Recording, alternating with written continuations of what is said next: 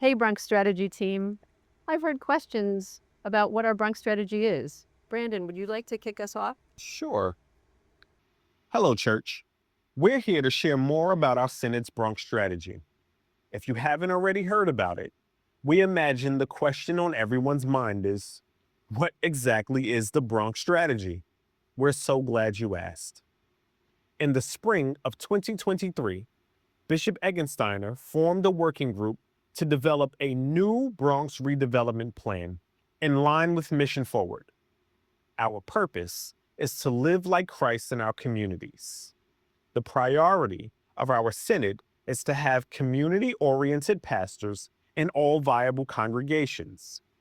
A key principle is to ensure reparative justice and advocacy as a response to the largest ministry decline in decades. This initiative seeks long-term sustainability for Lutheran New Yorkers. Our team set out to unlock a strategy that shifts us from focusing on a property-based strategy to one of reparative justice. Our initial work focused on reinvesting in ways that ensure sustainability, build community, and share the love and grace of Jesus Christ. So we asked ourselves 3 key questions. What do we as a synod have? What do we as a synod want? What does the market say? So what do we have? An unprecedented opportunity to reinvest in the Bronx through Mission Walk. What do we want? A visible Lutheran ministry hub that fosters mission-driven partnerships.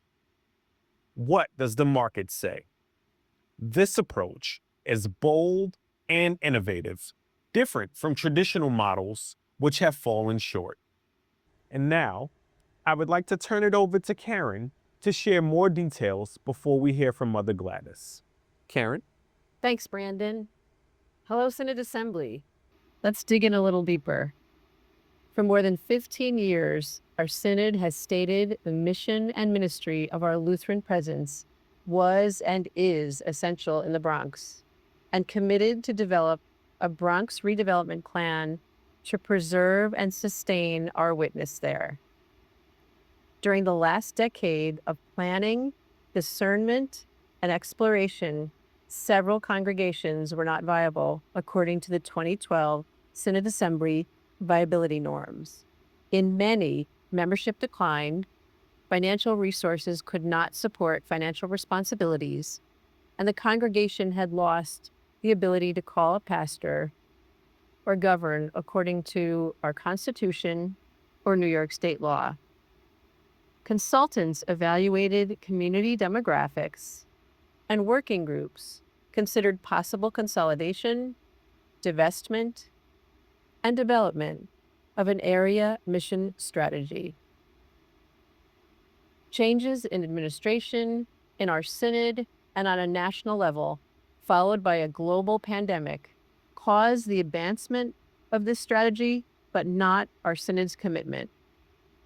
Unfortunately, the pandemic accelerated membership declines and additional congregation closures. In the last 15 years, 9 of our congregations closed in the Bronx, and 14 buildings were sold. To honor our synod's long-standing commitment to reinvest and develop an area mission strategy, Bishop Eggensteiner prioritized the Bronx and appointed a strategy team to vet and secure professionals to move this project forward. 18 months of meetings yielded a comprehensive proposal for the redevelopment of the Mission Walk property. In January 2025, our Synod Council committed to moving forward with this mission-forward Bronx strategy proposal, taking the opportunity as a Synod to be courageous, decisive, and faithful to our commitment to preserve our Lutheran witness to the Bronx, embracing this vision and implementing this impactful redevelopment. Now to my colleague, Mother Gladys Díaz. Thank you, Karen. Hola. As the coordinator of the Bronx Strategy, my vision for Mission Walk is informed by Psalm 9, verse 18. Let not the needy, O Lord, be forgotten, nor the hope of the poor be taken away. The Mission Forward Bronx Strategy provides the framework to live into what it means to internalize and integrate God's work, our hands, to love mercy, practice justice, and walk humbly with our God in communities we are called to serve.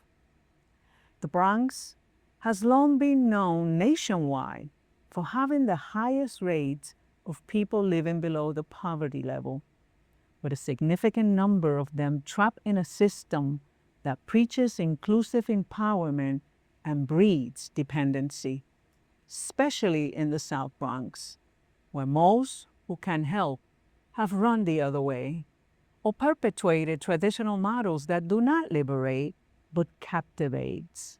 This includes the church. The Bronx County, where the Lutheran presence has significantly declined, has the highest number of Latinos and Latinas, the highest number of church closings. Only 7 remain today, and there in the heart of the South Bronx lies the ruins of what was once Spanish Transfiguration, the first Latinx congregation of this synod, and one of the first Latinx communities in the ELCA, known today as Mission Walk. Mission Walk will be a radical catalyst for change with a tangible response to let not the poor be forgotten, O Lord, not the hope of the poor be taken away, by building a multi-purpose eco-friendly building to provide transitional housing for migrant families, keeping families together and providing refuge and accompaniment, rooted in your resolve to be the founding sanctuary synod of the ELCA. Informed by Jeremiah 29, verse 11, I know the plans I have for you, declares the Lord, plans to prosper you and not to harm you, plans to give you hope and a future. Mission Walk will house the kinds of services necessary for families to heal, adapt, and strive emotionally, socially, and spiritually by including tenant education, literacy and ESL, immigration and child care services, job training in culinary arts, and other job trainings in areas that would lead to gainful employment. A significant part of Mission Walk will be the development of a state-of-the-art leadership center to provide training and discipleship educational venues in accompaniment, internships, webinars, podcasts that will recruit and develop leaders, especially among Latinx and Black and Brown communities, and provide trainings and development in healthy allyship. This will bridge the alarming leadership gap in our churches and address the necessity to grow the next generation of lay and ordained leaders.